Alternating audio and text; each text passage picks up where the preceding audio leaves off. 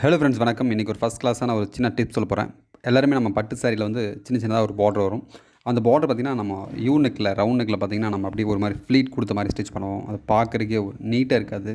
ஏன்னா பட்டு சாரி ரொம்ப காஸ்ட்லியாக இருக்கும். நம்ம அந்த மாதிரி ஸ்டிச் பண்ணும்போது ரொம்ப ரொம்ப ரொம்ப கேவலமாக இருக்கும். அந்த மாதிரி இல்லாமல் ஒரு நல்லா ஃபினிஷிங்காக ஒரு நல்ல ஒரு பேட்ச் மாதிரி ஒரு 2 இன்ச் 3 இன்ச் இருக்கிற பார்டரை ஒரு பேட்ச் மாதிரி நீட்டாக ஒரு நெக்கில் நம்ம எந்த அளவுக்கு ஒரு ஃபஸ்ட் கிளாஸாக ஸ்டிச் பண்ணலான்னு சொல்லிட்டு தான் உங்களுக்கு நான் சொல்லி கொடுத்துட்ருக்கேன். வீடியோ ஃபுல்லாக பாருங்கள். நிச்சயமாக உங்களுக்கு ரொம்ப ரொம்ப யூஸ்ஃபுல்லாக இருக்கும். ஏன்னா இந்த மாதிரி டிப்ஸ்லாம் நம்ம வந்து அடிக்கடி ரெகுலராகவே நம்ம சேனலில் கொடுத்துட்டே இருக்கோம். நீங்கள் ரெகுலராக ஃபாலோ பண்ணிங்கன்னா கண்டிப்பாக உங்களுக்கு புரிஞ்சிருக்கும்.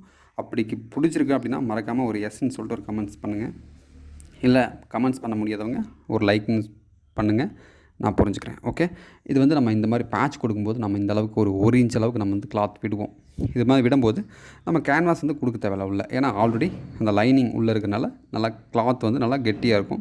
அப்போது எந்த ஒரு பிரச்சனையும் இருக்காது. அதனால் இந்த மாதிரி நீங்கள் ஸ்டிச் பண்ணிங்க. இந்த மாதிரி ஸ்டிச் பண்ணும்போது மறக்காமல் ஊசியோட தையல் போட்டுக்குங்க. ஊசியோட தையல் போடலாம், இல்லை குதிரோடையும் போடலாம், ஒன்றும் பிரச்சனை இல்லை. பட் நான் ஊசியோடு தான் போட்டிருக்கேன். ஊசியோட போட்டு அவுட்டில் எல்லாம் ஃபுல்லாக ஸ்டிச் பண்ணிவிட்டு எக்ஸ்ட்ரா கிளாத் நம்ம கட் பண்ணிட்டுருவோம். சரிங்களா? நம்ம சேனலை நீங்கள் தான் ஃபஸ்ட் டைம் பார்த்துட்டு இருக்கீங்க அப்படின்னா மறக்காமல் சப்ஸ்கிரைப் பண்ணிட்டு பாருங்கள். கண்டிப்பாக உங்களுக்கு இந்த மாதிரி யூஸ்ஃபுல்லாக ரொம்ப ஃபஸ்ட் கிளாஸாக டிப்ஸ் வந்துகிட்டே இருக்கும் உங்கள் மொபைல் தேடி. ஓகே, இந்த மாதிரி நம்ம ரெடி பண்ணியாச்சு. ரெடி பண்ணிட்டு அடுத்து பார்த்திங்கன்னா நம்ம அந்த கேன்வாஸ் மறந்துடுச்சு. ஓகே, இது வந்து பார்டர் பட்டு சாரி பார்டர் வந்து நம்ம வந்து க்ராஸாக கட் பண்ணுறோம். எந்த அளவுக்கு க்ராஸாக கட் பண்ணுறோம்னா கிட்டத்தட்ட ஒரு 1.5 இன்ச் அளவுக்கு நீங்கள் கட் பண்ணிக்கிறீங்க. இல்லைனா ஒரு 2 இன்ச் அளவுக்கு கூட கட் பண்ணிக்கலாம். ஏன்னா 2 பக்கமும் நம்ம அரை இன்ச் நம்ம மடிச்சுக்கலாம். சரிங்களா? இந்த மாதிரி உங்களுக்கு வந்து ஒரு 2 இன்ச் 3 இன்ச் எவ்வளோ இருந்தாலும் இந்த மாதிரி நல்லா க்ராஸாக வெட்டிக்குங்க. பட்டு சேரில் வந்து பார்டர் இருக்குது பார்த்தீங்களா, நல்லா க்ராஸாக வெட்டிட்டு இந்த மாதிரி ஜாயின் பண்ணுங்கள். இது நம்ம பைப்பிங்கெல்லாம் ஜாயின் பண்ணுவோம். பைப்பிங்லாம் நம்ம ரெகுலராக நீங்கள் நம்ம சேனலில் நீங்கள் ஃபாலோ பண்ணிருந்தீங்கன்னா நிச்சயமாக உங்களுக்கு புரிஞ்சிருக்கும். இந்த மாதிரி பைப்பிங்க்கு க்ராஸாக ஜாயின் பண்ணுவோம். அதே மாதிரி இது மாதிரி ஜாயின் பண்ணிக்கோங்க. ஜாயின் பண்ணிட்டு கரெக்டாக ஒரு 1/4 இன்ச் மட்டும் கிளாத் விட்டு ஃபுல்லாக கட் பண்ணி எடுத்துடுங்க. சரிங்களா?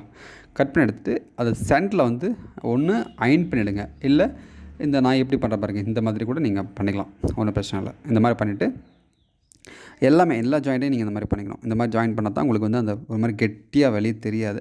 இல்லைனா கண்டிப்பாக அதுவும் கொஞ்சம் ஒரு ஃபினிஷிங் கெட்டு போகும். அதனால் இந்த மாதிரி ஒரு சின்ன விஷயத்த கூட நீங்கள் அவாய்ட் பண்ண வேண்டாம்.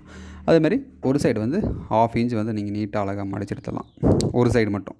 ஒரு சைடு வந்து இந்த மாதிரி ஒரு 1/2 இன்ச் நமக்கு வந்து ஒரு 1/2 இன்ச் 3/4 இன்ச் அந்தளவுக்கு ஃபினிஷிங் இருந்தால் போதும். ஏன்னா ரொம்ப அகலமாக இருந்தாலுமே அந்த வளைவு பகுதியில் வந்து நமக்கு திரும்பாது. அதனால் ஒரு 3/4 இன்ச் 1/2 இன்ச் அந்தளவுக்கு கூட போதும். சரிங்களா? இந்த மாதிரி ஒரு பக்கம் ஒரு 1/2 இன்ச் மடிச்சுட்டு இன்னொரு பக்கமும் ஒரு 1/2 இன்ச் நீங்கள் வந்து மடிச்சுக்கலாம். சரிங்களா? நீட்டாக அந்த தையல் போடும்போது மறக்காமல் கரெக்டாக ஊசியோடு நீங்கள் தையல் போடணும். ஊசியோடு தெரியும் இல்லையா, அந்த ஓரத்துலேயே போடணும்.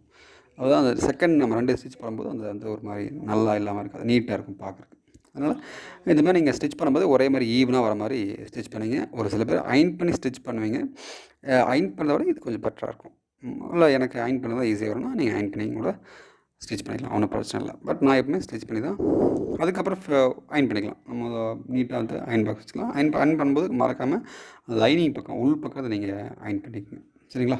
ஓகே, ரெடி பண்ணியாச்சு. அடுத்து வந்து நம்ம இந்த பேட்ச் வைக்கலாம். அதுக்கு முன்னாடி அந்த ஓரத்தில் ஒரு லேஸ் வச்சிடலாம். கொஞ்சம் கிராண்டாக இருக்கும் இல்லையா, இன்னும் கொஞ்சம் ஒரு சின்னதாக ஒரு கிராண்டாக இருக்கும். ஒரு சிம்பிளாக இருக்கிறத விட இன்னும் கொஞ்சம் கிராண்டாக நம்ம வந்து ஒர்க் பண்ணுற மாதிரி ஆகிடும். அதனால் ஃபஸ்ட்டு வந்து நீட்டாக நம்ம வந்து அந்த லேஸ் வச்சுட்டு அதுக்கப்புறம் இந்த பேட்ச் வந்து நம்ம வச்சுக்கலாம். ஃபஸ்ட் லேஸ் வச்சுக்கலாம். லேஸ் வைக்கும்போது இழுக்காமல் நீங்கள் லேஸ் வைக்கணும். இந்த மாதிரி நிற்கலாம்.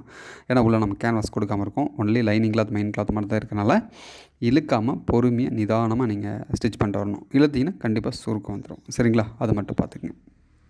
ஃபஸ்ட் ஒரு லைன் நம்ம லேஸ் வச்சுட்டு அதுக்கு அடுத்த லைன் நம்ம பேட்ச் வைக்க போகிறோம். சரிங்களா? இதுக்கு வந்து 2 ஸ்டிச் போட்டுங்க. ஃபஸ்ட்டு வந்து ஓரத்தில் ஒரு ஸ்டிச் போட்டோம். அதுக்கப்புறம் இந்த பக்கமும் ஒரு ஸ்டிச் அழகாக போட்டோம்.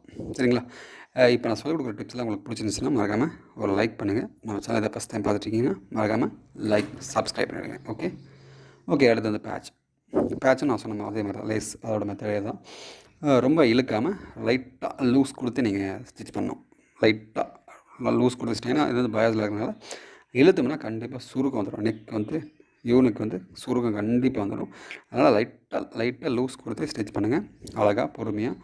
வீடியோவில் உங்களுக்கு ஃபாஸ்ட்டாக தெரிஞ்சாலுமே பட் நான் ஸ்டிச் பண்ணும்போது ரொம்ப ரொம்ப ரொம்ப ஸ்லோவாக தைப்பேன். ஏன்னா இந்த மாதிரி டிசைன்லாம் ரொம்ப சிம்பிளாக இருக்குது.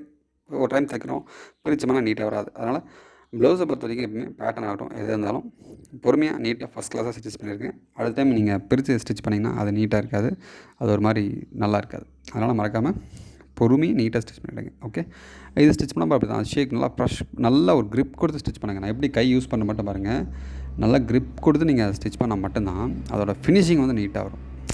அதை மட்டும் பார்த்துங்க. ஓகே, அடுத்து அவுட்லேயும் ஒரு லேஸ் வச்சிடலாம். அதே மாதிரி ஒரு லேஸ் வச்சா முடிஞ்சது மேட்ரு.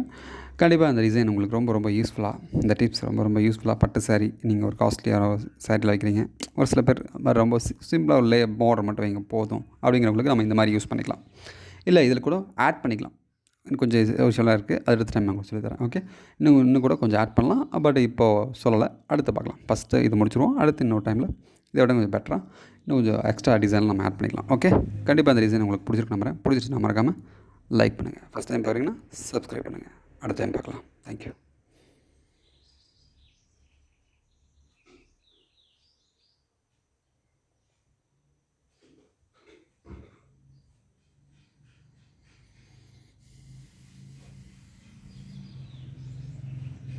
மறக்காமல் லைக் பண்ணுங்கள்.